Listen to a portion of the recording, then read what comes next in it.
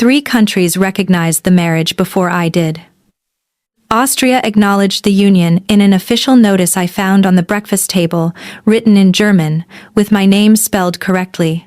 The United Kingdom logged it through channels I still do not fully understand, because Isolde's family holds titles that predate 3 of the 4 nations currently using them. I stood in the East Wing kitchen of Castle on the morning after the ceremony with coffee that someone else had prepared, because someone always prepares coffee here, and I read these documents one by one. I understood that I had married Isolde Vane.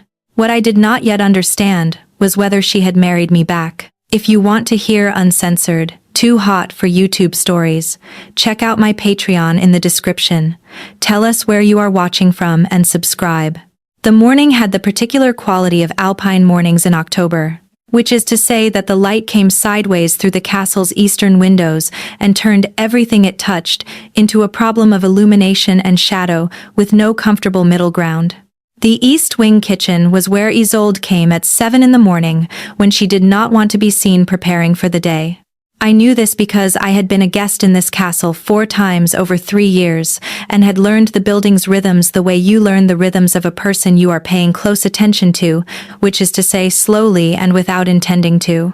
The documents were arranged on the kitchen table in a neat row. Renata, who managed the household with the quiet efficiency of a woman who had been doing so for 30 years, had placed them there, each in its official envelope, with my name written on the front of a handwritten note that read simply, "For Vesper. The correspondence you will wish to see this morning." Renata had the gift of understatement. I read the French notice first. It acknowledged the union between Isolde Marie Constantine Vane and Vesper Ray Callahan, expressed the sincere wishes of the relevant ministry for the couple's well-being, and referenced the applicable provisions of the 1887 Accord of Recognition, under which the Vane family's union agreements remained valid within French territorial acknowledgement. I read that sentence 3 times. Union agreements. The Austrian notice congratulated us in German, with a translation at the bottom in Renata's neat handwriting, acknowledging the formal union under the supplementary provisions of the estate compact signed between the Vane family and the Austrian state in 1923, renewed in 1975, and still active under international treaty provisions. The United Kingdom correspondence was the most formal and the least informative, referencing only Isolde's standing titles and the formal recording of the marriage in the College of Arms Registry, a document somewhere in London in a room I would never see, considered sufficient acknowledgement by the relevant British parties. I put the 3rd letter down. I looked at the kitchen window.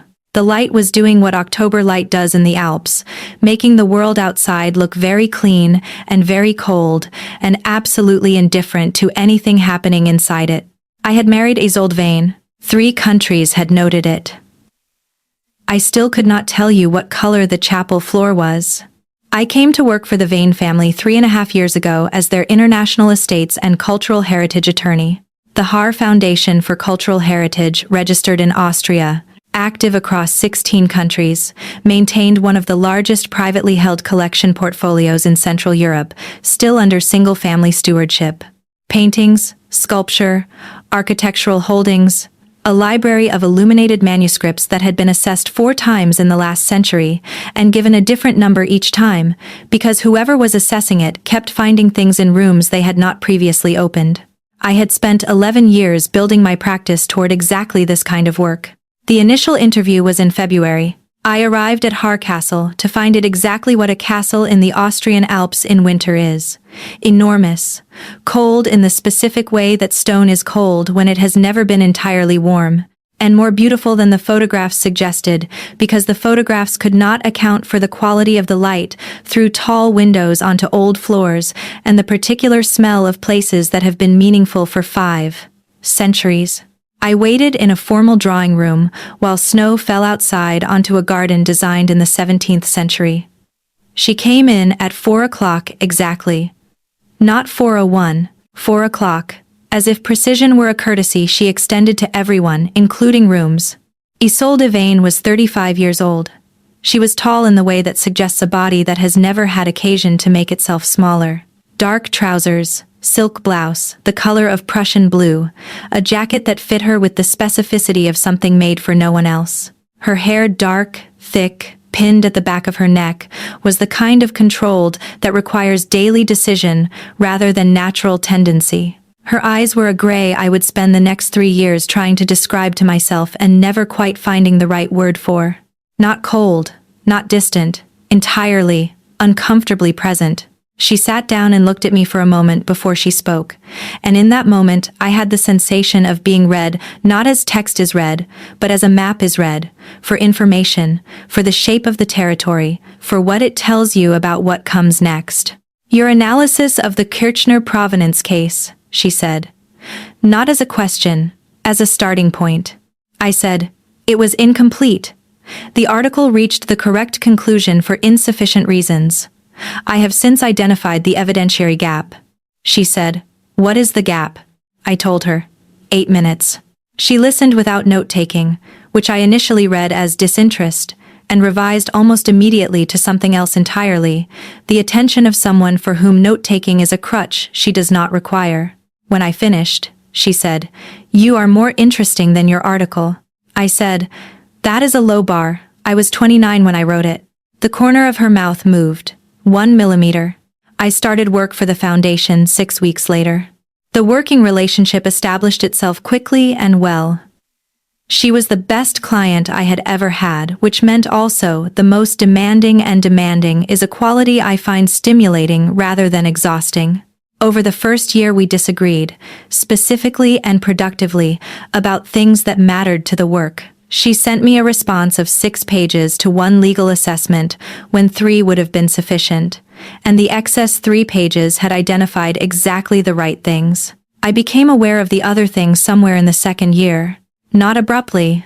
Accumulative, the weight of repeated exposure, of paying careful attention to someone who was paying careful attention to you, of the specific quality of a room between 2 people who are very good at what they do and have found in each other a standard worth matching. And then, over time, something that has nothing to do with standards at all. She had a habit of going still when she was working through something difficult. Not the absence of movement, but the conscious choice of it. She would be looking at a document or a jurisdictional map, and everything in her not directly engaged with the problem would simply cease, and I would find myself looking at the line of her jaw in profile and understand, with the specific discomfort of information you were not seeking, that I had been paying attention to her jaw for approximately 18 months. I was 31 years old. I had been at this juncture before. I was aware that the person in question was my employer's family principal and that the navigational options were more constrained than in previous versions of this situation. I did not act on it. I was very professional about not acting on it. Renata, who missed nothing, once handed me tea during a late session in the archive and said, "You are very good at your work. You are exceptionally good at other things too." I told her the tea was excellent. She said it was the same tea as always. I said, "I know." She said nothing else, because Renata expressed everything necessary in the first sentence. The marriage was proposed in June. Not as a marriage, initially. As a legal arrangement. That distinction matters, or it mattered to Isolde, who presented it with the focused clarity she brought to every proposition that existed in the professional space between us. The occasion was a working meeting in the castle's estate office. A room I had come to know over 3 years as the most functional space in the building. Whiteboard, large desk, 2 chairs that actually faced each other.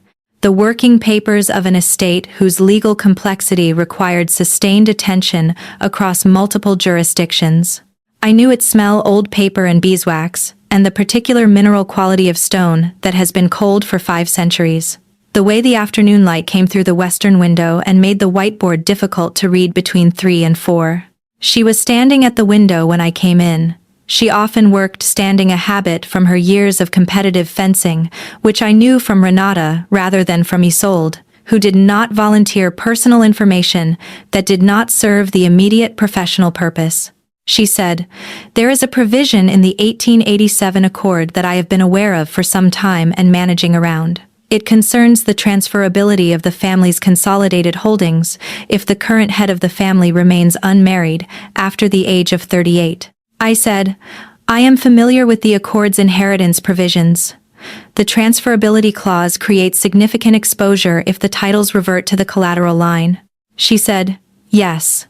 The collateral line consists of my uncle Aldrich and his 3 sons, none of whom have any interest in the cultural heritage mandate, and all of whom have expressed, at various points over the last decade, an interest in the estate's monetizable assets.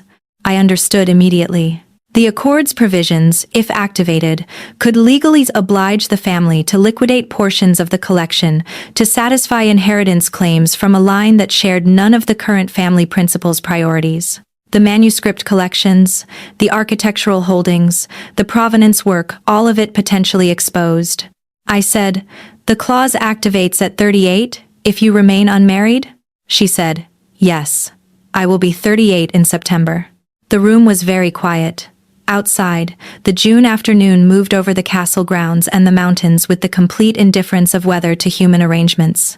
She said, a marriage under the terms recognized by the accord, a civil ceremony at Har, or one of the recognized family properties, with witnesses from the applicable jurisdictional representatives, would constitute a valid settlement of the clause and render the collateral line's claims legally moot.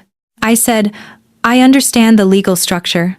She said, I am asking whether you would be willing to enter into such an arrangement.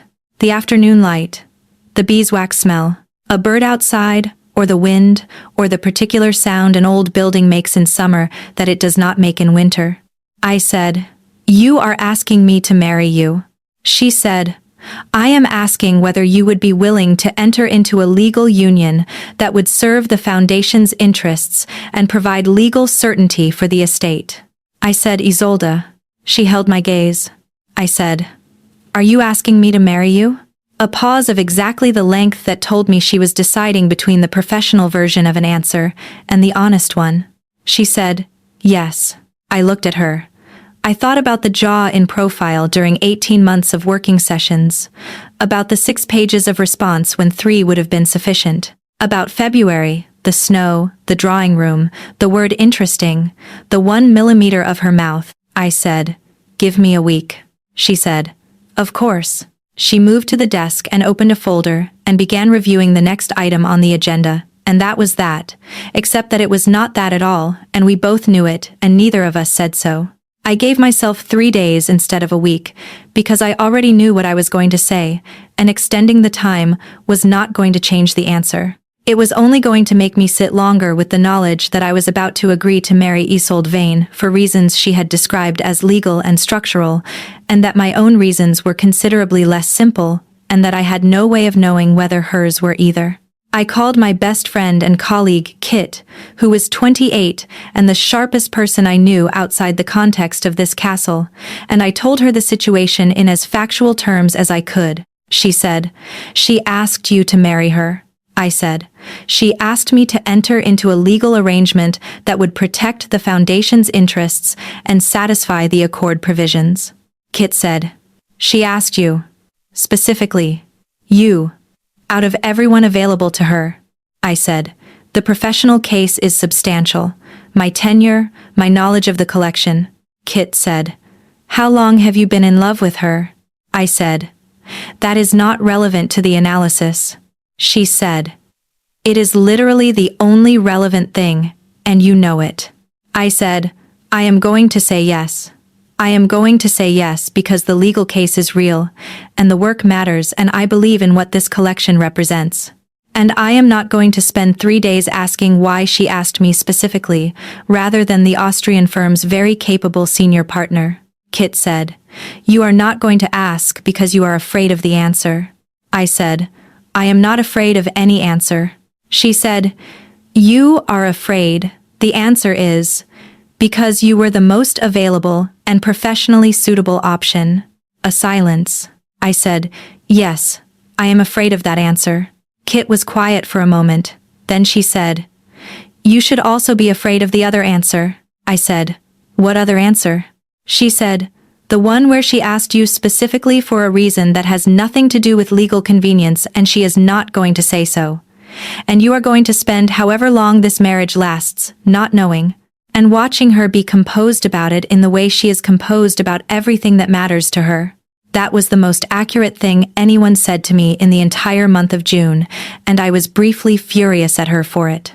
I said yes on the fourth day. The ceremony was in September. I know this because the date is on the Austrian documentation. I know it because Kit attended as my witness and has described it to me twice since, in careful detail, that I have listened to, while understanding none of it through my own experience. My memory of the ceremony is a series of fragments.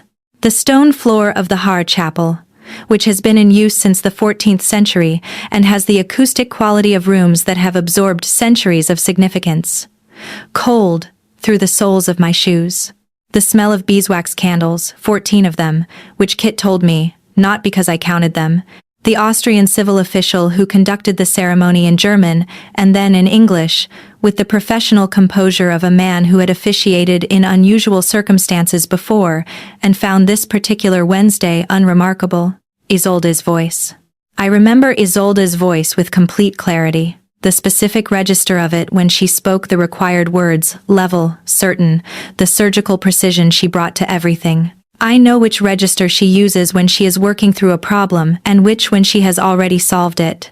I know the specific way her voice drops a half-tone when she is saying something true she would prefer to keep operational. Her voice dropped that half-tone during the ceremony. I registered it without understanding it.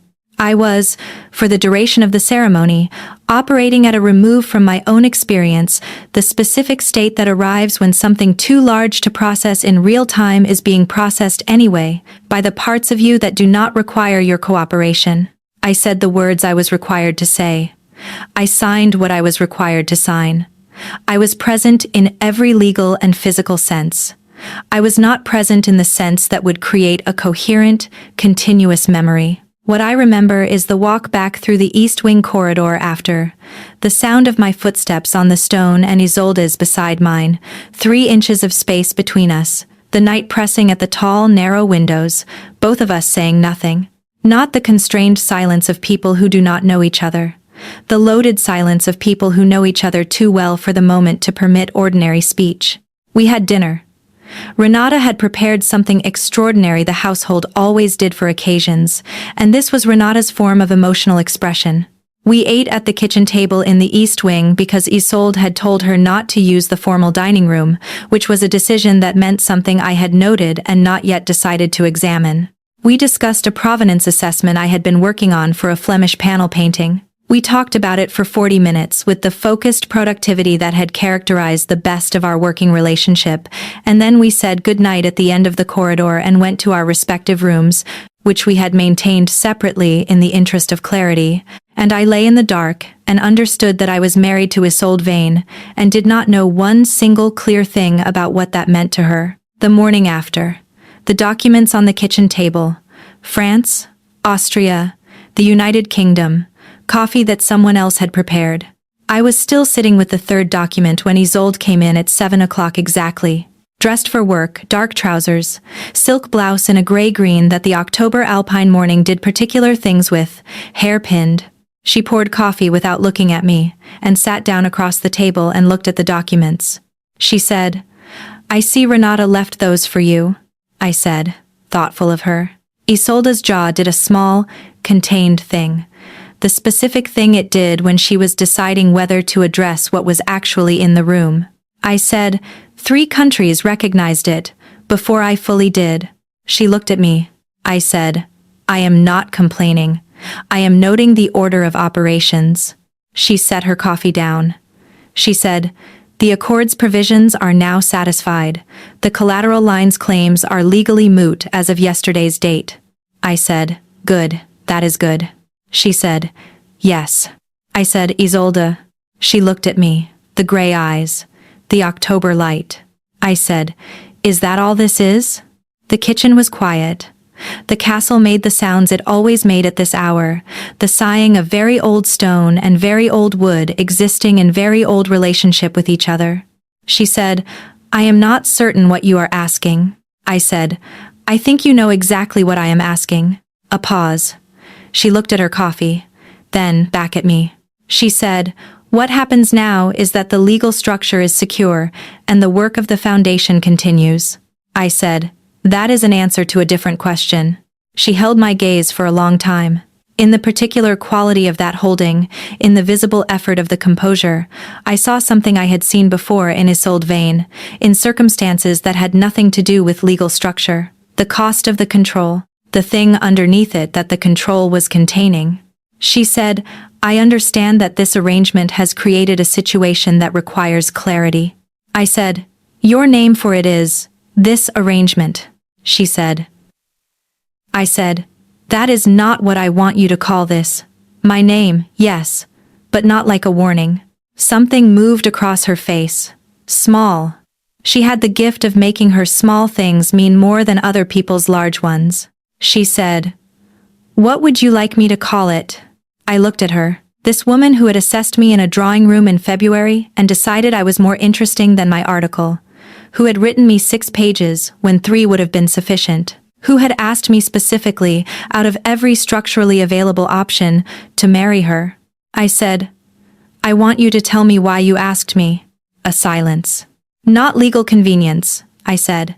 The Austrian firm's senior partner was qualified and available. Your uncle's attorney would have found a suitable candidate within the Accord's parameters in 48 hours. There were options. There are always options. She said nothing. I said, you called me. You sat in the estate office and laid out the legal framework with complete precision, and then you said, I am asking whether you would be willing to enter into such an arrangement.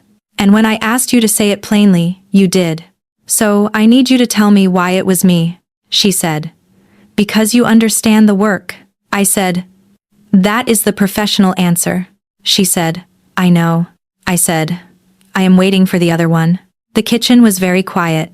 The October light was consolidating outside, turning the world beyond the glass from the blue-gray of early morning into the colder, cleaner light of mid-morning. Inside, Isolde Vane sat across from me with her coffee and her composure, and the thing underneath it that I had been cataloging with increasing clarity for 3 years, and she was deciding between the container she knew how to use and the version that did not have one. She said, I will need time to give you that answer properly. I said, that is not a no. She said, no, it is not a no. I said, then I will wait. She picked up her coffee, looked at the window. She said, you are very patient. I said, I have been waiting 3 years. A little longer will not break me. She looked at me. That 1 millimeter of her mouth, the one I had been cataloging since February 3 years ago. She said, I have work to review this morning. I said, I know. I have the Flemish assessment to continue. She nodded. We sat in the East Wing kitchen together for another 20 minutes, without discussion of anything except a single question about archival materials expected from Vienna. We drank our coffee, and the castle made its old sounds around us, and the October mountains beyond the window were doing what mountains do in October, which is to say, being large and cold and indifferent and magnificent. It was the most married I had felt since the ceremony I could not remember. Kit arrived at the castle on Wednesday. I had told Kit, when I called her the day after the ceremony, that I would be at the castle through the end of the month and she was welcome to work from the East Wing for a few days. Kit had said Thursday. She came Wednesday because she was Kit, and because Kit's read on a situation was precise enough to understand when the timing indicated by the words was not the timing indicated by the actual situation. She knocked on my library door at 4, and came in with her laptop and a paper bag from the bakery in the village, which she had apparently located within 45 minutes of arriving. I said, I told you Thursday. She said, I know. Have a pastry. I took a pastry. She sat down across from me, and looked at the provenance timeline spread across the library table, and then at my face, with the diagnostic attention she had been applying to my face since we were both 23 and first year associates at the same firm. She said, how is it? I said, the provenance case is complex but the path to completion is clear. She said, that is not what I asked. I said, I know. She closed her laptop. She said, have you had the conversation? I said, we have had the beginning of the conversation. She said, what did she say? I told her, the kitchen table, the 3 countries, the legal structure, the question I had asked, and the answer I had not yet received. Kit was quiet for a moment. She said, She told you she needed time to give you the other answer properly. I said, yes. She said, that is not what someone says when the other answer is, I needed a convenient and legally appropriate partner for an estate arrangement. I said, I know. She said, that is what someone says when the other answer is going to cost them something significant to say, and they want to say it correctly. Then she said, I am going to tell you what I observed at the ceremony on Saturday that you have asked me to describe twice and have apparently not been able to incorporate into a coherent picture. I said, tell me what you observed. She looked at me with the face of someone deciding between kindness and precision and who had been my closest friend long enough to know which one I actually needed. She said, she watched you walk down the aisle, and she watched you, the way you watch the thing you have been most afraid of and most wanted, and are now, finally, being given. And when you said the words and signed the document and the official marked it complete, she looked at you for one moment with her face not doing the thing it always does. Not composed, not controlled, just whatever is underneath when someone has been in love with someone for a very long time and has just, through a combination of legal circumstance and very deliberate personal choice, made them their wife. The library was very quiet. I said, that is not something you can know from watching someone's face. She said, I have been watching people's faces in rooms for 6 years as a professional practice. I know what I saw. I said, she still has not said it. She said, I know. That is her problem to solve, not yours. You asked the question. You are waiting. That is exactly the right position to hold. She opened her laptop. She said, is there a working network connection in this part of the building? I said, Renata will have the details. She stayed through the weekend, which was what I had known she would do when she arrived on Wednesday instead of Thursday.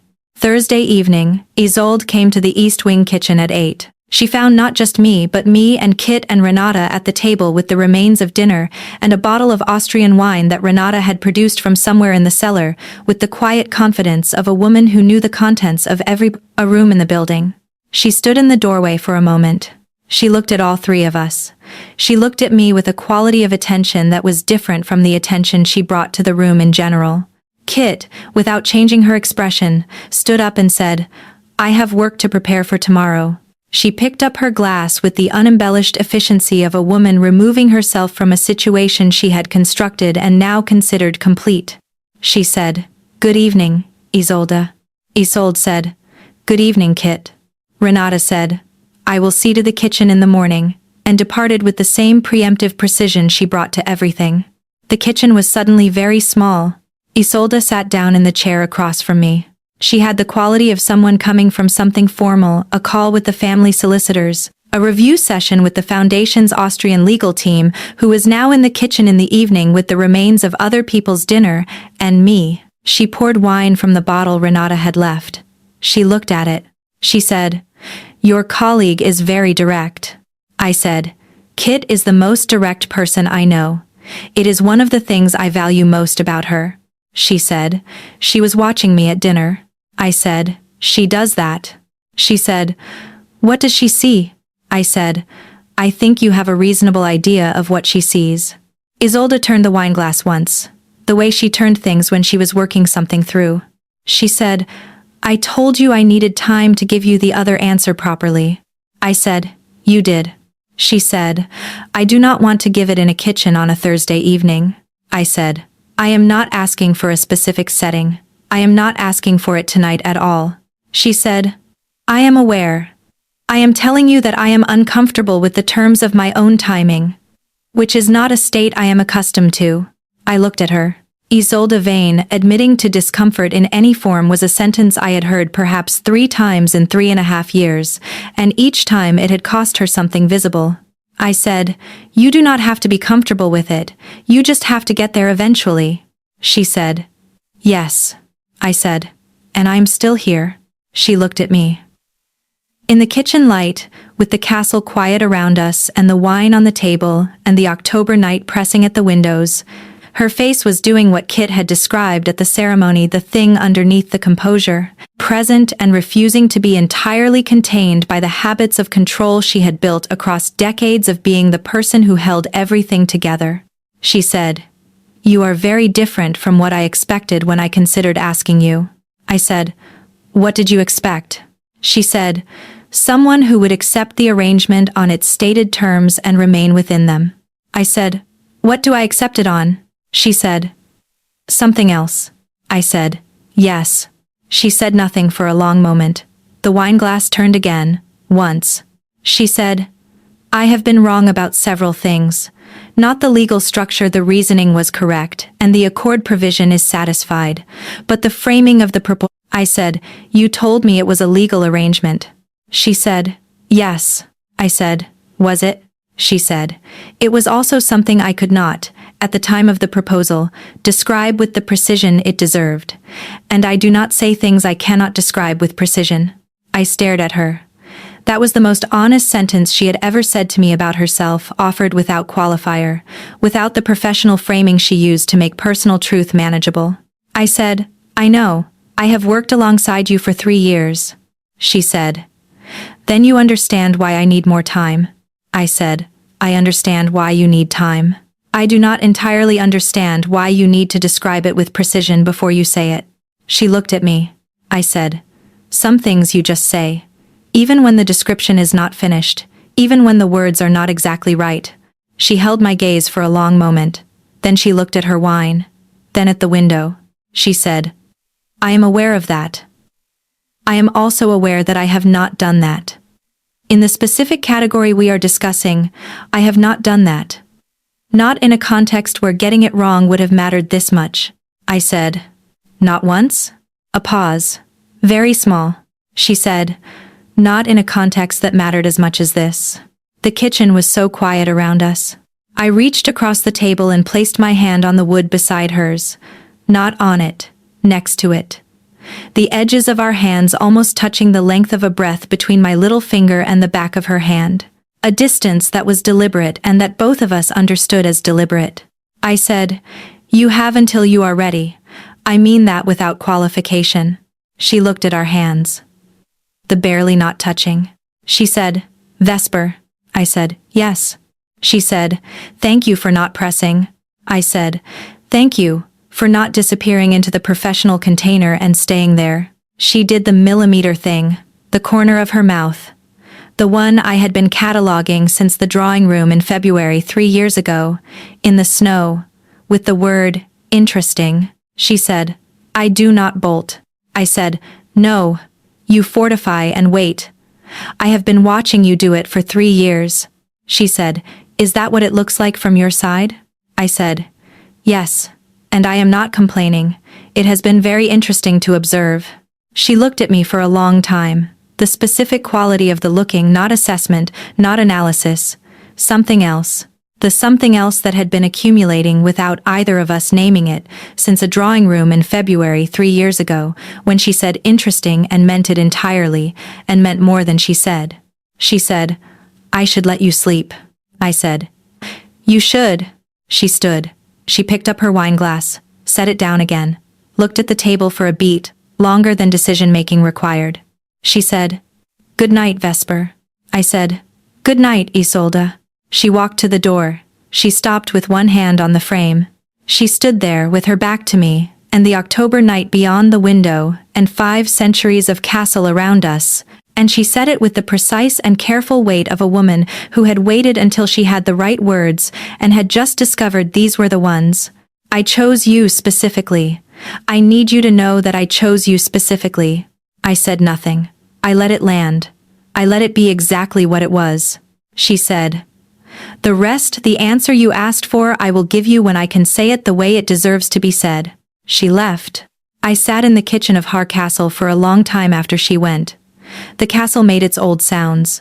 The wine was still on the table.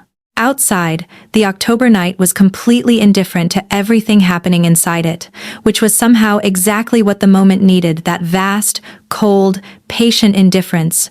The mountains doing their centuries-long work, while 2 women in a kitchen worked out something that was also going to take the time it was going to take.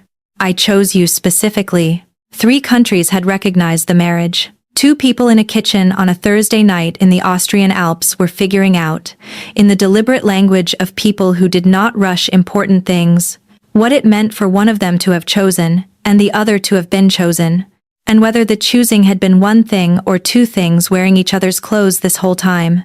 I thought about the chapel I could not remember, the beeswax candles Kit had counted, the half-tone drop in Isolde's voice when she spoke the words she had to speak. I thought about it until the wine was finished, and the castle had gone fully quiet, and the October night had settled into the deep cold that the mountain made. Then I went to bed. I was married to Isolde Vane. She had chosen me specifically. 3 countries had noted it, and I was beginning, finally, and without qualification, to note it too. The wine glass was still on the table where she had left it. I looked at it for a long time after I heard her door close at the far end of the east wing corridor, the specific sound of it, not a slam, not even emphatic, just the deliberate click of a latch, finding its housing with the precision that characterized everything she did, every door she closed, every conversation she ended, before it became more than she had prepared to manage. The wine glass was still 2/3 full. Isolde Vane, who wasted nothing, had left wine in a glass on a kitchen table in her own castle. I sat with that detail long after the castle had gone fully quiet, and the October night had consolidated itself into the kind of cold silence that only exists at altitude, in stone buildings, in the hours between midnight and the first gray of morning. I chose you specifically. I turned it over. I turned it the way she had turned the wine glass once, deliberately, looking for the angle that would tell me what I needed to know. The sentence had the weight of something held for a very long time before it was said, the specific density of words that have been compressed by containment until they are almost more than the speaker can carry and still remain standing. I had worked alongside Isolde Vane for 3.5 years. I had read her language, its precision, its economy, the specific calibration of what she chose to say and what she chose to hold back with the attention of someone who had understood early that the gap between those two things was where everything important lived. And I chose you specifically, set at a doorframe at the end of a Thursday night, with her back turned and her hand on the frame, was not a legal determination. It was the first sentence of the answer she had told me she needed time to say properly, delivered ahead of schedule because she had gotten to the door and found she could not leave without saying at least that much. I rinsed the wine glasses, both of them, and put them on the drying rack, and went to bed. I lay in the dark in the east wing and thought about the chapel floor I still could not remember the color of, and the half-tone drop in her voice during the ceremony, and the word interesting in a drawing room in February 3 years ago with snow outside, and 6 pages of legal response when 3 would have been sufficient. Eventually, I slept. The mountain outside did not. In the morning it was still there, still cold, absolutely indifferent, and the light coming through the east wing windows was the clear light of a high-altitude morning that has no patience for anything that is not exactly what it is. I was downstairs at 6:45. Isolde was already there. What was unusual was that she looked up when I came in. Directly, and without the fraction of a second's preparation she usually allowed herself, and the looking up had a quality of relief that was visible for exactly the time it took her to register it and contain it. Then the composure settled back, and she poured a second cup of coffee and set it at my place without being asked. I sat down. I said, "Good morning." She said, "Good morning." We looked at each other across the kitchen table of Har Castle on the Friday morning after a Thursday night when she had said, "I chose you specifically," and left the room before she said the rest, and neither of us addressed any of that. Because it was 6:45 and the light was very clear, and the mountains were doing their work outside, and both of us had the dignity of people who understood that some things required daylight and full wakefulness, and more than 6 hours of sleep to address with the seriousness they deserved. She said, "The Vienna archive materials arrived. Renata signed for them." I said, "Good, I will start on them after breakfast." She said, "The 1890s acquisition ledgers are in the second room of the archive, left shelf, the set with the green spines." I said, "I know, I found them in September." She said, "Yes, I thought you might have." A pause with more in it than the words on either side of it. She said, "I have calls with the Foundation's Belgian legal team this morning. I will be in the main office through noon." I said, "I will be in the library." She nodded. We drank our coffee and looked at the same window, And the October morning did its cold, honest work outside, and between us, the Thursday night rested, present and unaddressed, taking up exactly as much space as it needed to, without requiring anything before either of us was ready. I had agreed to her pace. I meant it. I was also, quietly, keeping count. Kit left on Saturday morning. She appeared in the library doorway at 9, with her bag over one shoulder and her coat already on, which with Kit constituted a complete announcement. She said, "My train is at 11. I said, "You could have breakfast here." She said, "Renata's cooking is extraordinary, and I would feel guilty taking it when I am leaving in 2 hours." She looked at the library for a moment, the high windows, the shelves I had spent 3.5 years moving through, the provenance timeline still laid out across the table, the evidence of a professional life that had quietly and irreversibly become something else. Then she looked at my face with the diagnostic attention she had been applying to it since we were 23. She said, "You are going to be fine." I said, "I know." She said, "And she is going to get there." I said, "I know that too." I walked her to the East Wing entrance. At the door, she turned and said, with the face she used when she was going to be precise rather than kind, "You spent 3 years watching her from across a professional line. Now the line is gone and you are still watching her from across a table. At some point, Vesper, the watching has to become something else." I said, "I am waiting for the answer she said she would give me." Kit looked at me for a beat. Then she said, "The answer and the crossing are not the same thing. You can wait for the first. The second one you are going to have to do yourself." She went out into the October morning. I stood in the doorway and watched her walk toward the village and thought about what she had said with the specific, careful attention I brought to accurate things I had not yet decided what to do with. Then I went back to the library, and the timeline, and the ledgers with the green spines. The days established a pattern different from any previous visit to Har Castle. Isolde had always been present during my extended stays, moving through the building with the purposeful efficiency I had catalogued since February 3 years ago. What was different now was that she was also present in the smaller rooms. In the East Wing library, when I was working late, arriving with a folder of materials she could have reviewed in her own office, sitting at the secondary desk near the north window, with the specific quality of attendance that was not about the folder. In the kitchen, in the mid-afternoon with 2 cups of something, setting one near my materials without comment. In the corridor outside the archive room, one evening when I came out later than I had planned, not walking anywhere, simply standing near the window with her jacket off and her sleeves rolled, and the expression I had seen through the south garden door on my first extended visit, the one I had not had the context to read then, and was beginning to have the context for now.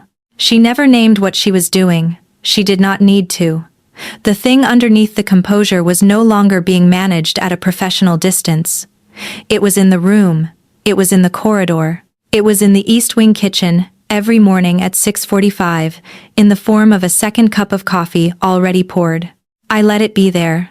I waited for the words she had said she would find. The patience was real. The patience was also becoming expensive in ways I had not anticipated when I said I meant it without qualification. What I had not anticipated was that the castle itself would become a problem. Har Castle in October is not a neutral environment for the accumulation of unspoken things. The East Wing library, in the late afternoon when the light came at a specific angle and turned old paper and old wood, the color of things that have been valuable for a very long time. The kitchen in the early morning with the mountains beyond the glass. The south garden in the hour before dark, when the stone walls held the last of the day's warmth. I found her in the south garden on the Wednesday of my second week. She was standing near the old hornbeam that anchored the garden's eastern boundary, her hands in the pockets of a heavy charcoal coat, looking at the mountains beyond the garden's stone wall, with the expression of someone who had come outside to think something through and had not finished. She heard me. She did not turn. I said, "Renata told me you were out here." She said, "Renata tells people many things." I stood beside her, not close. The smell out here was different from the castle's interior cold stone, giving way to cold earth, the mineral quality of the mountains pressing down through the autumn air. She said, "The Flemish assessment," I said, "is on track." I will have the written assessment by the end of the month. She said. Good, I said, Isolde. She turned her head. Not her whole body. Just her head, so that she was looking at me in profile against the mountain light. I said, You have been in the library every evening this week. She said nothing. I said, I noticed. Still nothing. But her jaw did the small thing. I said, I am not asking you to stop. I am letting you know I noticed. She looked at the mountains again. She said, I find the East Wing Library useful in the evenings. I said, You have an office larger than the library, with better lighting and direct access to the electronic archive. She said, The library has good light. I said, At 7 in the morning, yes. At 9 in the evening it is difficult to read anything smaller than a title page. Her shoulder moved, almost a laugh, not quite. She said, You are very precise. I said, I learned from someone precise. The mountain light at this hour was doing something specific to the garden and to her. In it, the charcoal coat, the dark hair beginning to escape the pins at the end of a working day, the face that had been composed all day, and was now, in a garden at dusk, allowing itself a version of rest that still fell short of the thing she was not saying. I said, Take your time. I mean that. But I want you to know that I am aware, and that what I am aware of is something I am not afraid of. She turned fully then. She looked at me in the dusk with the hornbeam behind her, and the mountains beyond the wall, and the October cold settling into the stone, and her face was doing the thing again, the thing underneath the composure, that refused, in this particular light, to be entirely contained. She said, What are you not afraid of? I said, Whatever you are finding it difficult to say. The garden was very quiet. She said, I have been trying to say it correctly for 3 weeks. I said, I know. She said, That is not me not knowing what to say, it is me not being able to find the version that is honest enough. I said, The honest version does not have to be perfect, it just has to be true. She looked at me for a long time. She said, Not yet. Not here. I said, Where? She said, The library. Tonight. I said, All right. She said, I will have the words tonight. I said, I will be there. She nodded once. She moved toward the castle. At the garden door, she stopped and looked back at me over her shoulder, and her expression was the version I had seen at the doorframe on Thursday night, its face not doing the thing it always did, and then she went inside. I stood in the garden for a while longer. The cold came in from above the stone wall. The hornbeam held its last few leaves, the castle behind me prepared for the evening. She would have the words tonight. I had known they were coming. Knowing and feeling were not the same thing, which was a lesson Hardcastle had been teaching me for 3.5 years. The external pressure arrived the following Monday in the form of a telephone call from Uncle Aldrich. I was in the archive room when Renata appeared at the door with an expression that communicated, with the economic precision of 30 years' practice, that something was happening that required my awareness. She said, Count Aldrich has called. He would like to visit Har. He has asked about the validity of the union arrangement and expressed an interest in reviewing the accord documentation. I said, When did he call? She said, 20 minutes ago. Isolde is currently in the estate office. She said, in exactly the same tone. He will not find what he is looking for. I went to the estate office. Isolde was at the desk in the mode she entered when something required the full version of her professional self, the specific stillness of someone who has assessed a threat and determined its dimensions. She looked up when I came in. She said, You heard. I said, Renata told me. What does Aldrich want? She said, What he has always wanted, through a new channel. The accord provision has been satisfied, but the documentation is recent. He is going to challenge the validity on the grounds that the union was entered into for estate purposes, rather than the accord's language is specific. The union must be genuine. I looked at her. The word landed with more weight than it would have had 3 weeks ago. Genuine.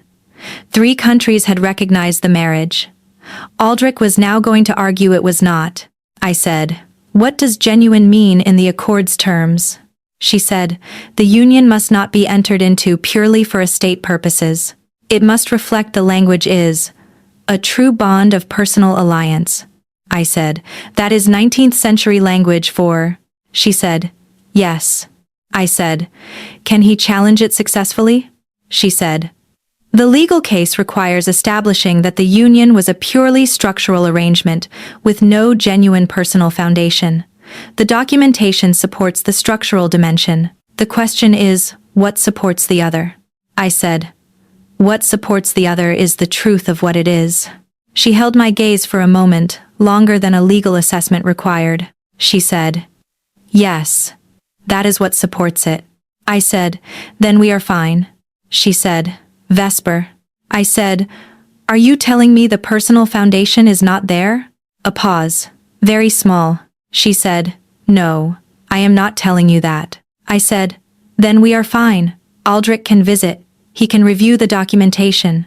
The accord requires a true bond of personal alliance, and that is what he will find because it is what this is. He will find two people who have been in each other's orbit for 3.5 years, and who are still in this building, and not on opposite sides of a professional grievance. He will find exactly what he is looking for, and it will not be what he hopes.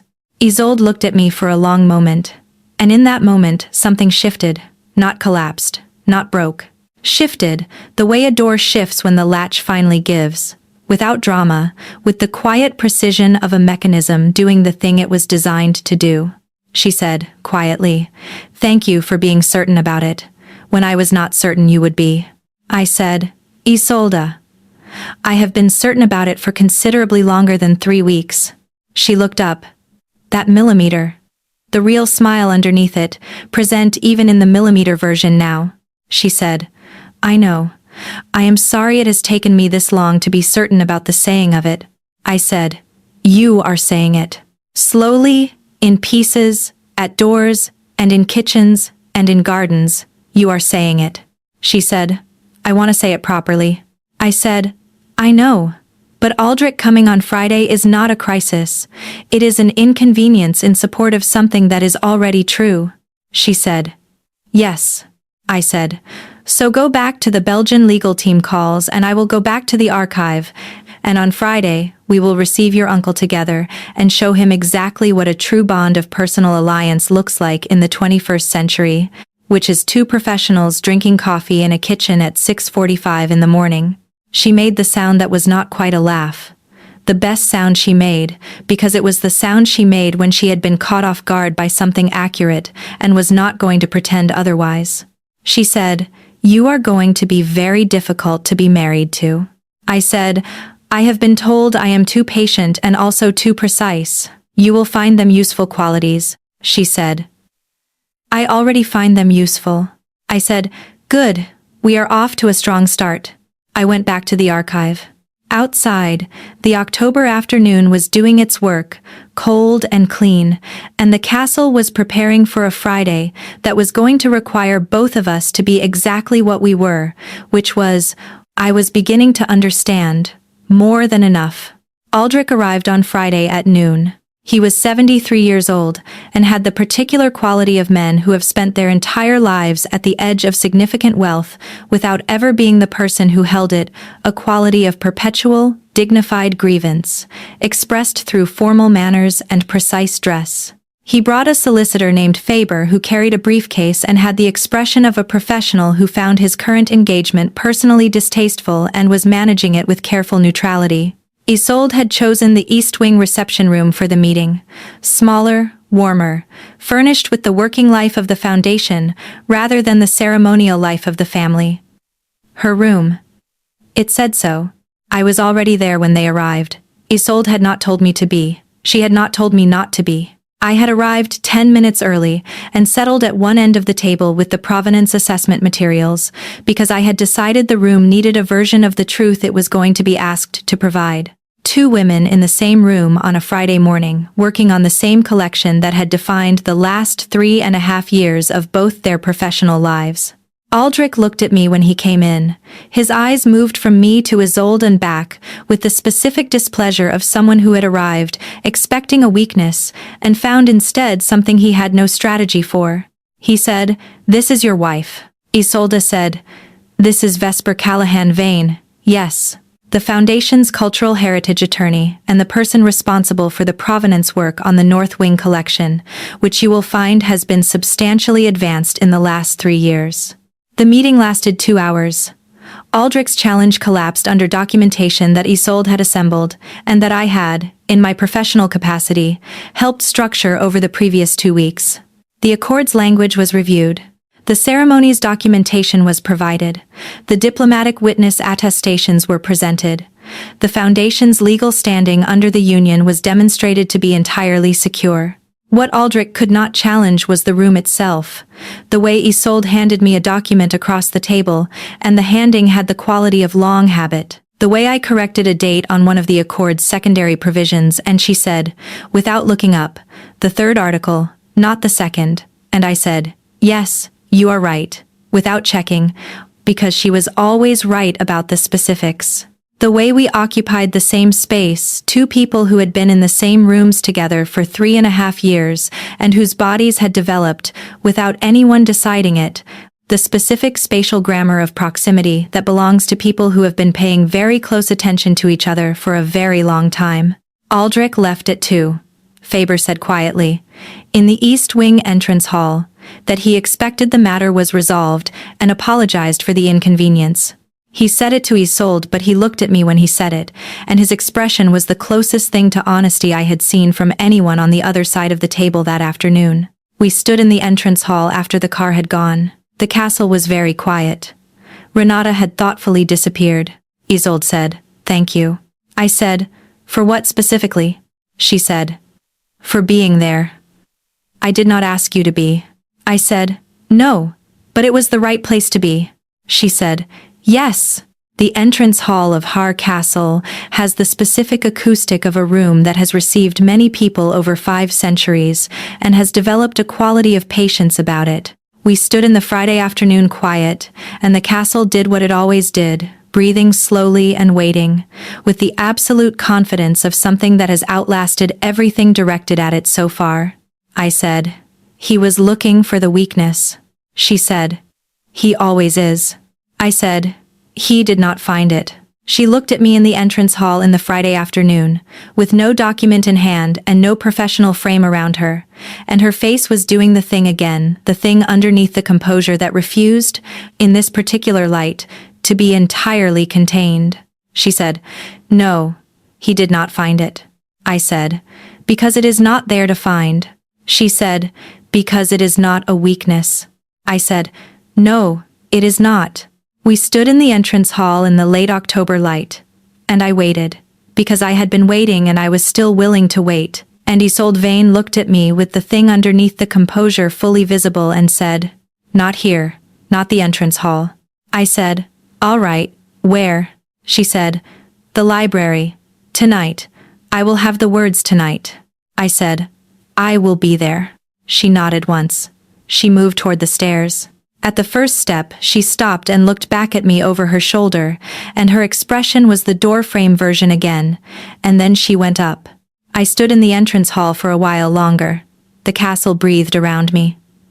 Outside, the October afternoon was doing its cold and precise work. She would have the words tonight. I had known they were coming. Knowing and feeling were not the same thing, which was a lesson Har Castle had been teaching me for 3.5 years. The East Wing Library, at 9 in the evening. The lamps on the secondary desk gave amber light warmer than the overhead, the kind that makes a room feel like a room rather than a workspace, makes the books on the shelves look like objects that belong to someone. The beeswax candles on the mantelpiece, the same formula the household had used for decades, Renata had told me once. Because Isolde's mother had chosen it, and Isolde had never changed, it gave the room its specific smell. That smell, which I had catalogued since my first visit 3.5 years ago, and which I now could not entirely separate from Isolde herself. She came in at 9:15. Dark trousers, and a charcoal shirt with the sleeves rolled once. No jacket, no folder, no tablet.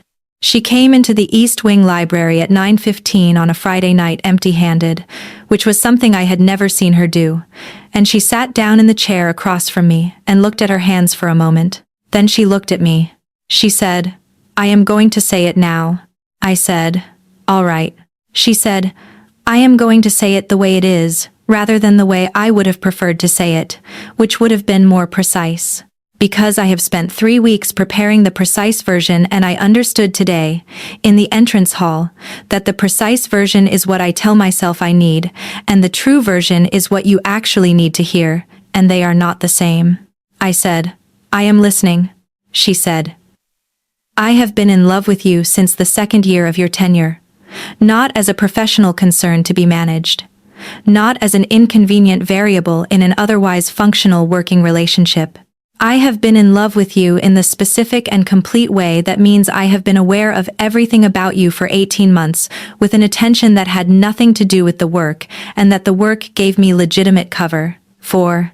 And I used that cover, because I was not willing to do the thing you told me in the South Garden. The thing where you just say it, even when the description is not finished. I said, I remember. She said, the proposal in June was not purely structural. I said, I know. She said, I want you to know that I know you know that, and I am saying it anyway, because it needed to be said in words, rather than in the form of a legal arrangement and a doorframe on a Thursday night. I said, yes. She said, I asked you, because I wanted to ask you. Because the structural justification was real, and I believed in it, and I also knew, in the estate office in June, that I was constructing a container for something I did not have another way to say. And that was not honest, and it was not fair to you. And I have been aware of both of those things since June, and have been trying to find the version that was fair and honest, and that I could say without. She stopped. I said, without? She said, without the control being the cost of it. I looked at her. Isolde Vane in the East Wing Library at 9:15 on a Friday night, with her sleeves rolled and her hair coming down, and nothing in her hands, and the composure doing what composure does when you have finally decided to let it be a foundation instead of a wall holding her up, rather than holding the room out. I said, the control was never the cost was not saying it. She said, I know that now. I said, how long have you known? She said, since the entrance hall this afternoon, when Aldrich looked for the weakness, and could not find it because you were there, and it was not a weakness, and I understood, finally, that the thing I had been managing for 18 months was not a liability. It was the most real thing in this building. I said, yes. She said, I am in love with you, Vesper. That is the answer I told you I would give you properly. That is the proper version. The library. The amber light. The beeswax candles. 5 centuries of castle breathing around 2 women at 9:15 on a Friday, one of whom had just said the true version of the thing she had been preparing the precise version of for 3 weeks, and had finally understood that the true version was the one. I let the silence hold for a moment. Not because I needed it, I did not need it. I had not needed it since the 2nd year in the archive room with a jurisdictional map, but because she did. Because Isolde Vane had just said something out loud that she had been managing in private for 18 months, and the specific quality of the room after that kind of saying required a moment of stillness before the next thing. She was still in the chair. Her hands were still in her lap, her eyes were on mine, and the composure was doing its real work now, the foundation version, holding her inside something true instead of keeping something true outside. I said, I have been in love with you since the middle of the 2nd year. She looked at me. I said, not since June.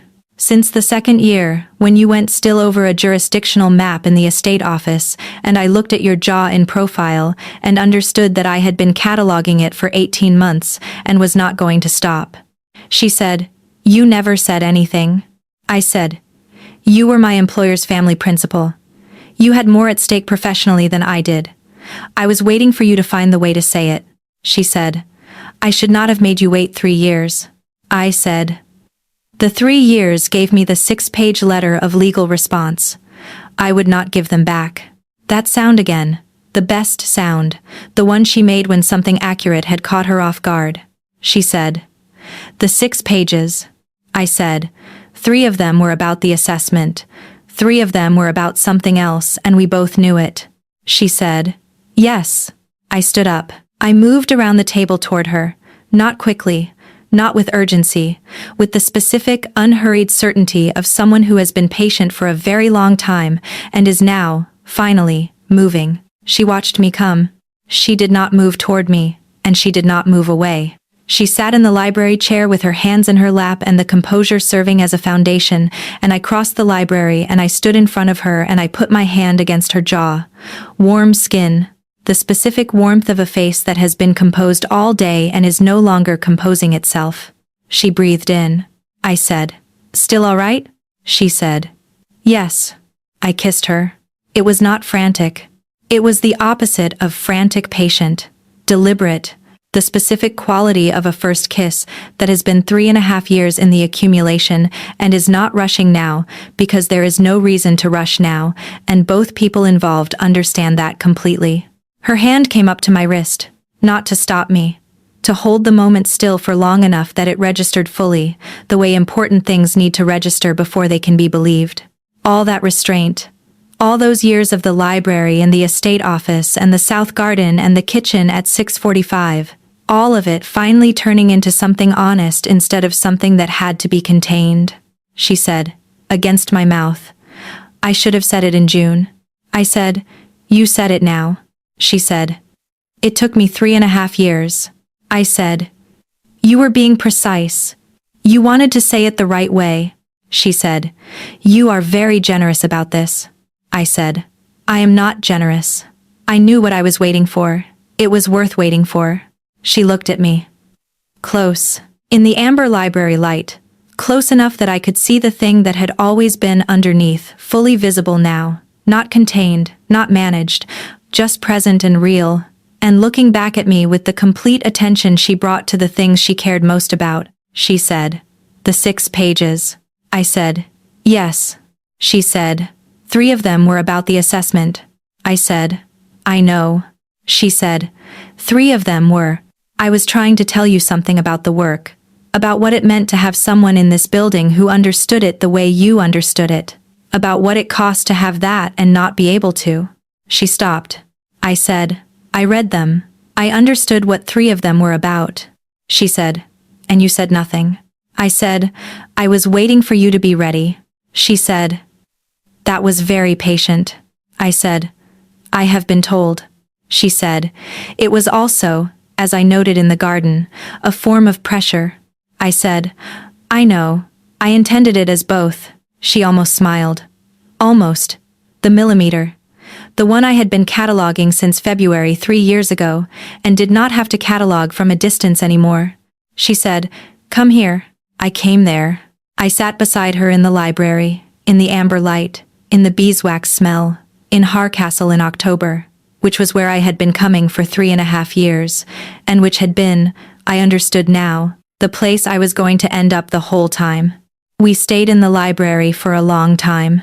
Eventually Renata appeared at the doorway, not entering, simply present, with the quality of a woman who knows everything that happens in a building she has managed for 30 years and is expressing, through the fact of her presence and the warmth in her face and the complete absence of surprise in her expression, everything she needed to express. She said, "I have left something warm in the kitchen for when you are ready."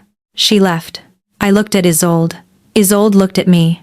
I said, "Renata is very good." She said, "Renata has been waiting longer than you have." I said, "How long?" She said, "Since the 4th month of your first year." She told me in November that I should say something. I told her it was not appropriate. She told me that was not what she had asked. I said, "What did she ask?" Isolde said, "She asked whether I was going to do something about it or spend the foreseeable future being a very good employer to someone I was too professional to love out loud." I said, "What did you tell her?" She said, "I told her I was managing it." I said, "And she said?" Isolde looked at the candles on the mantelpiece. Then, at me. She said, "You are managing it for yourself, Isolde. You are not managing it for her. Those are 2 different activities." I said, "Renata is very good." She said, "Yes." I said, "We should eat whatever she left in the kitchen." She said, "Yes." We went to the kitchen.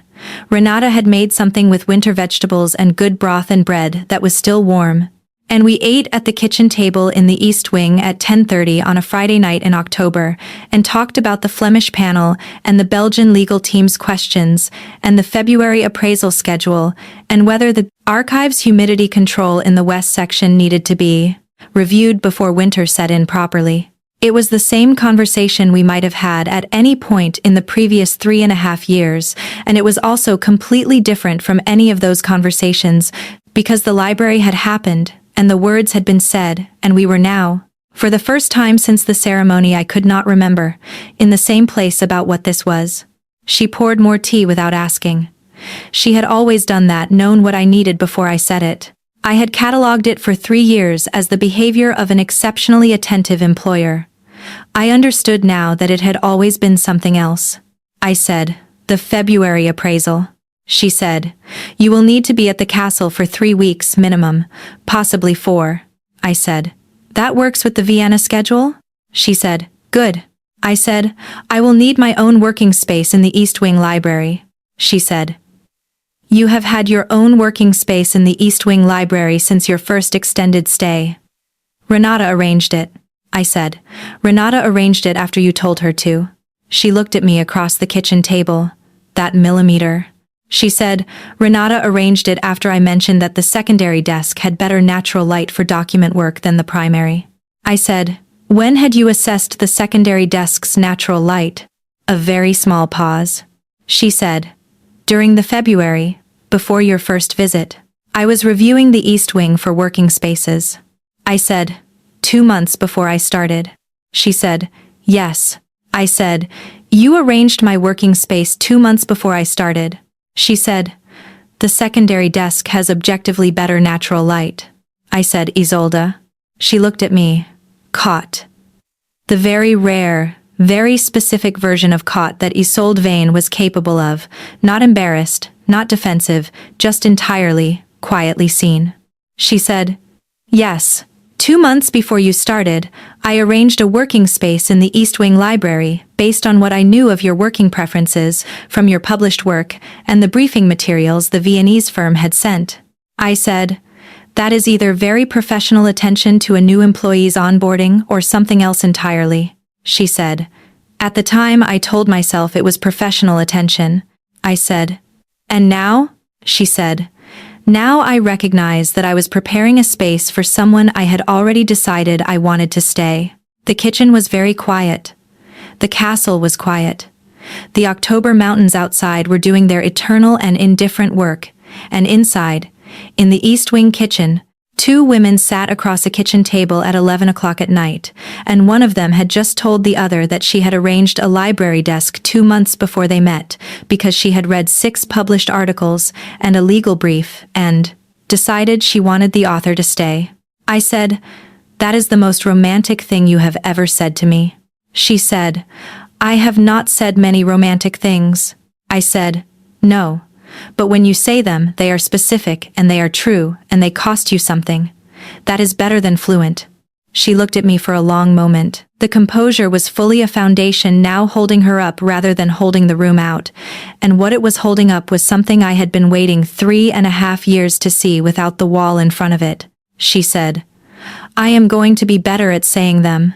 I said, "You do not have to be better at anything. You have to be honest about what is true." She said, "That is the same thing. For me." I said, "Yes, I know. That is one of the things I love about you." She went very still. Not the working still, a different still. The still of someone who has just been given something they did not expect, and is not yet certain what to do with it. I said, "You do not have to say it back tonight." She said, "I love you. I have loved you since the 2nd year, and I am not going to not say it back, because I should have said it years ago, and saying it now is the first honest version." I said, "Yes?" She said, "It is a relief, saying it." I said, "Good. It should feel like relief. It means you have put it down." She said, "I have been carrying it for a long time." I said, "I know. I watched you carry it." She said, "I would have preferred to put it down sooner." I said, "But you put it down when you were ready, and that is what makes it real rather than desperate. You chose me when you were certain of what you were choosing." She said, "Yes." I said. So did I. We looked at each other across the kitchen table of Har Castle at 11 o'clock on a Friday night, and the castle breathed its old patient breath around us, and neither of us needed to say anything else. But she said, I should have said it in the drawing room in February. You said something about your article and I thought, she is more interesting than anything I have read about her, and I should have said it then, I said. In the drawing room, in February, at a job interview. She said, the timing would have been professionally inadvisable. I said, spectacularly inadvisable. She said, yes, but honest. I said, you have always been honest, just slowly. She said, I am working on the speed. I said, don't. I like the pace. She looked at me. And then she smiled. Not the millimeter actually smiled, the full version, which I had seen perhaps twice in 3.5 years and which was, I could now say with authority, the best thing her face did. The smile of someone who had been extremely careful for a very long time and had just understood that the carefulness had brought them to somewhere worth being careful for. I said, there it is. She said, what? I said, the smile. I have been waiting for the full version.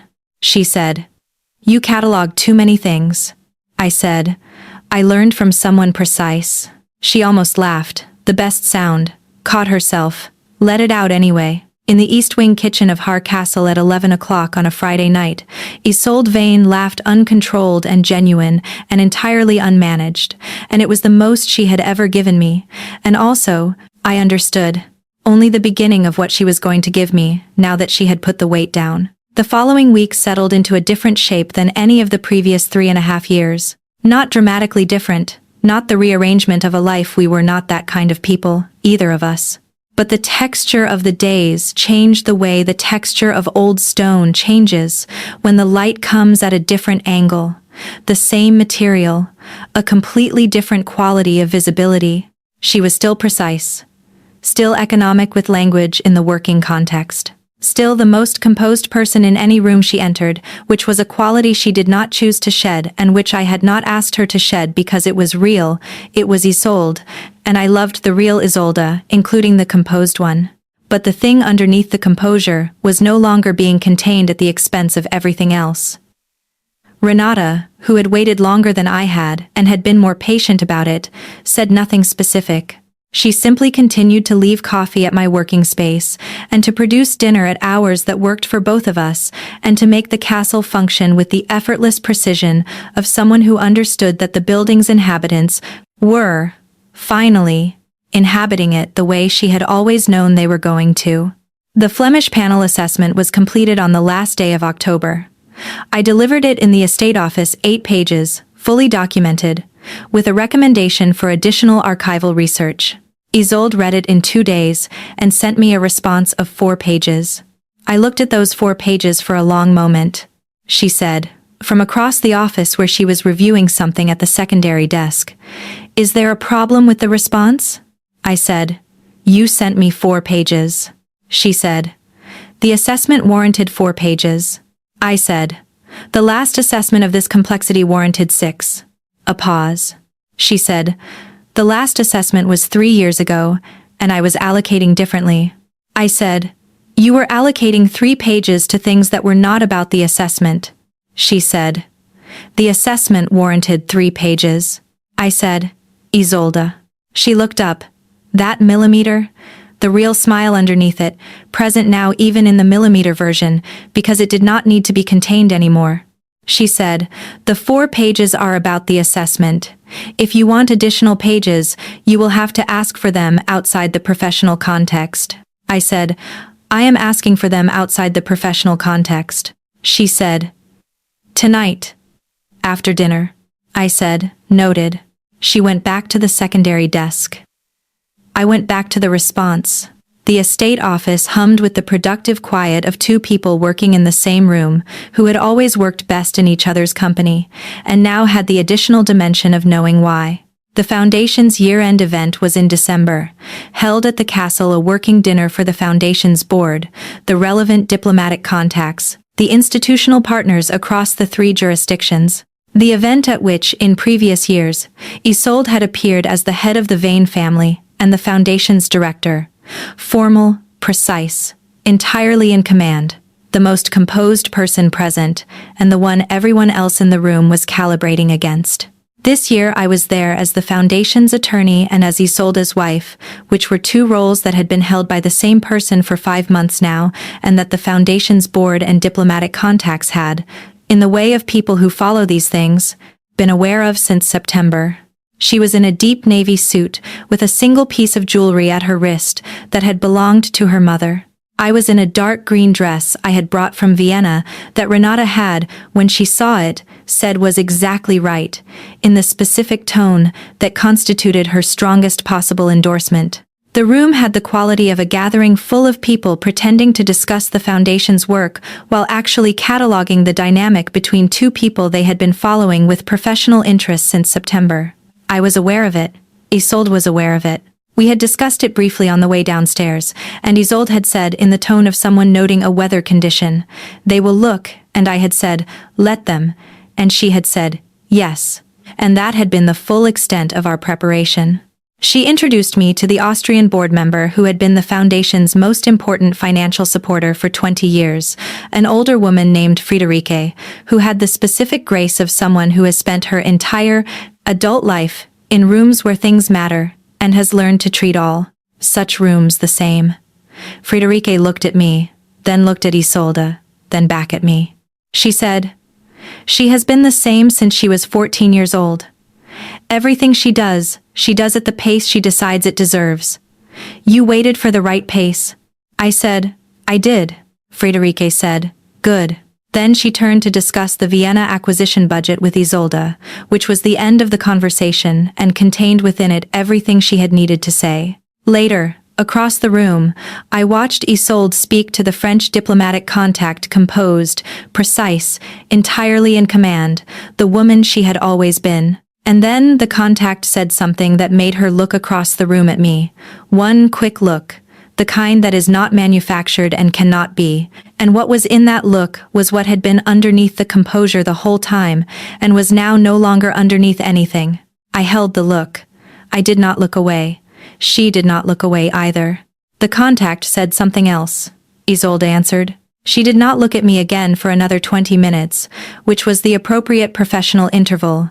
And at the 20-minute mark, she found a reason to move in my direction and arrived beside me and said, quietly, "How are you managing the Austrian board member's tendency to redirect every conversation toward the acquisition budget?" I said, "I redirect it back toward the provenance mandate." She said, "That is the correct approach." I said, "I learned from someone who is very good at redirecting conversations." She said, "I redirect very few conversations. I establish the terms and let the conversation find them." I said, "That is a very diplomatic description of a remarkable degree of control." She said, "Control is not always a flaw." I said, "I know. Some of us find it very attractive." She looked at me, close, the navy suit, the wrist with her mother's jewelry, the composure, fully present and no longer a wall. She said, very quietly, "You are going to make this dinner very difficult to get through." I said, "I have been reliably told I am too patient and too precise. Neither of those is a threat to your ability to get through a working dinner." She said, "Patience is not what is making this dinner difficult." I said, "I know." She said, "We will discuss it upstairs." I said, "I will be there." She moved away and was across the room within seconds, deep in conversation and looking every inch the person she was. And the only evidence of the previous 15 seconds was the way her hand came briefly to the back of my wrist before she left. The contact lasted less than a second. It still registered with the clarity of things that have been earned rather than given. The dinner ended at 10. The guests dispersed with the efficiency of people who are important and have early mornings.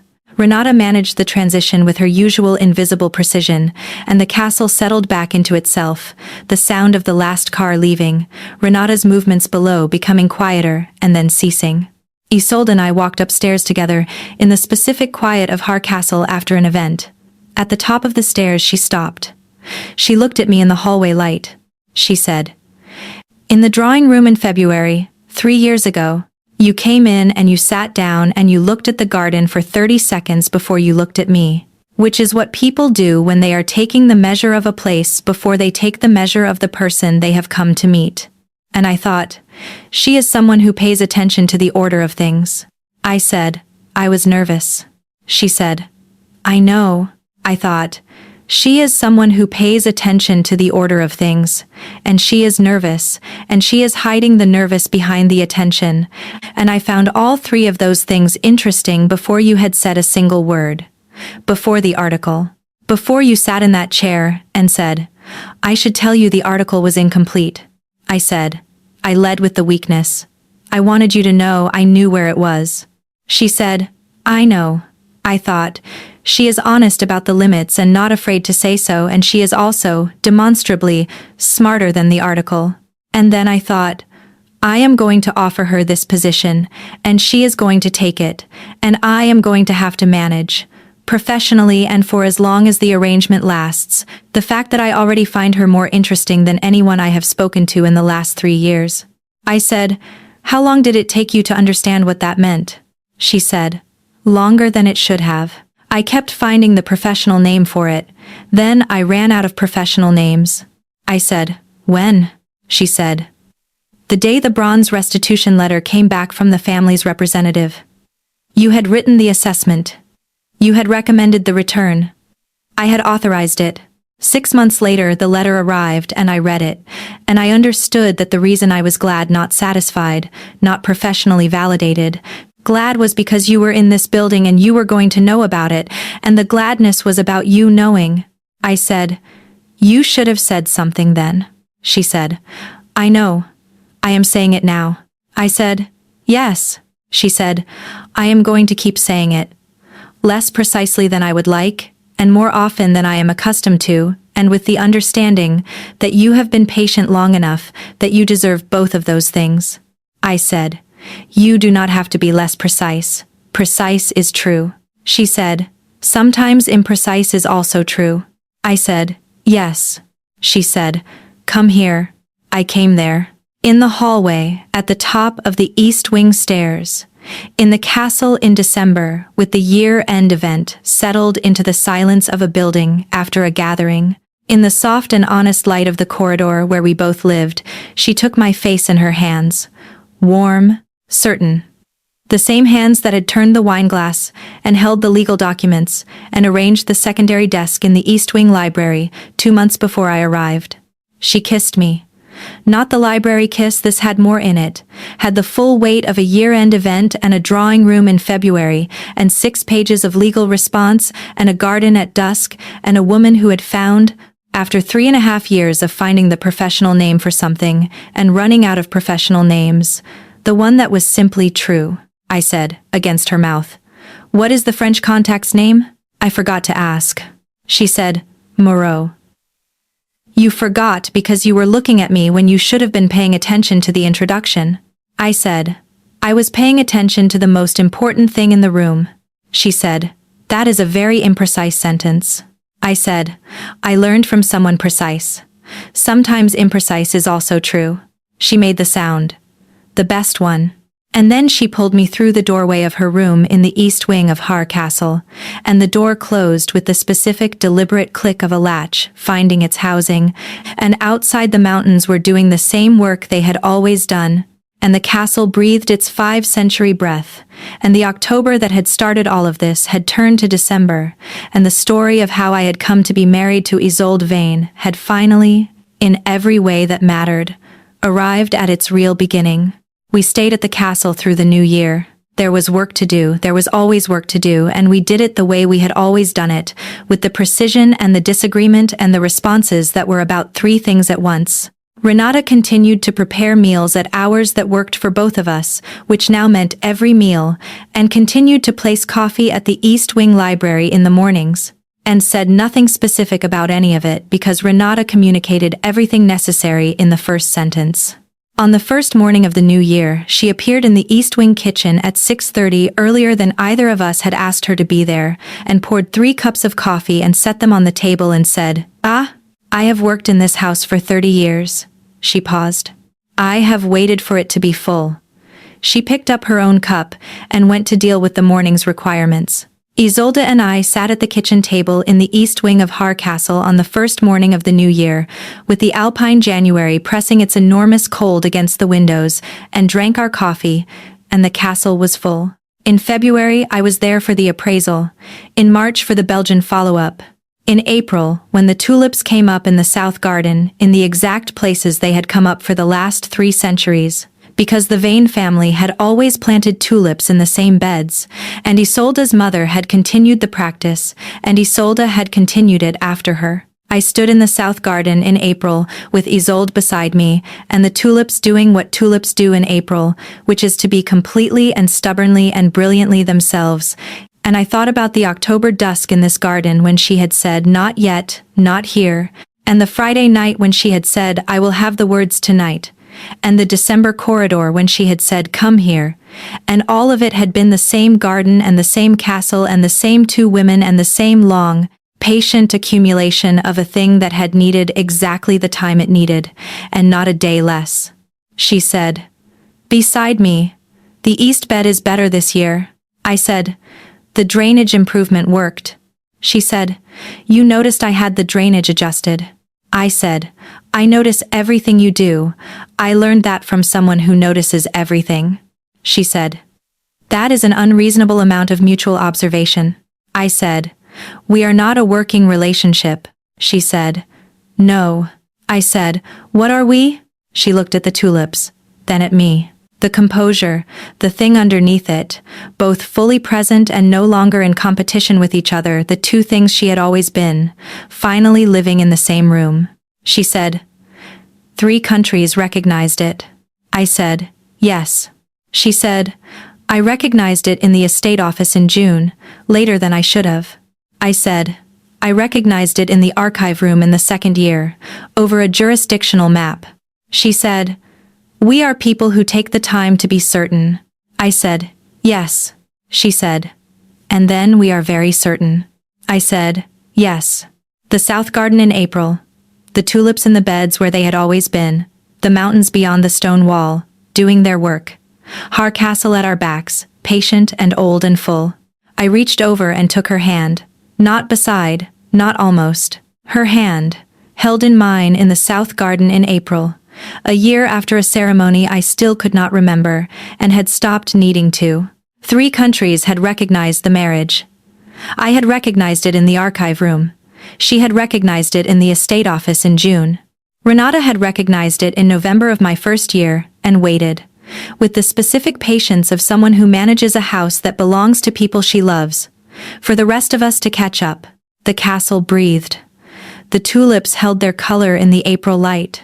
Isolde Vane held my hand in the south garden, and looked at the mountains beyond the wall with the expression of someone who is exactly where they chose to be, and the choosing was real, and the certainty was real, and the thing she had needed 3.5 years to say properly, had been said and was still being said, daily, in the way of people who find, in precision, the truest form of love. There was a moment in that April garden that I returned to afterward, when I needed to remember what certainty felt like from the inside.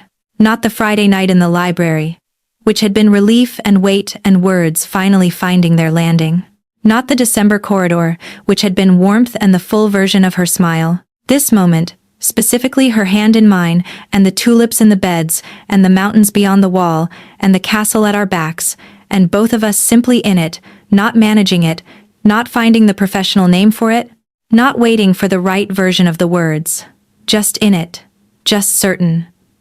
The way you are certain about things that have been true for a long time and have finally been given the space to be known. She squeezed my hand once. Small, deliberate. The same economy she brought to everything, nothing wasted, every gesture meaning exactly what it meant, and nothing performed on top of it. I did not remember the ceremony. I did not need to. I was living inside what the ceremony had been for.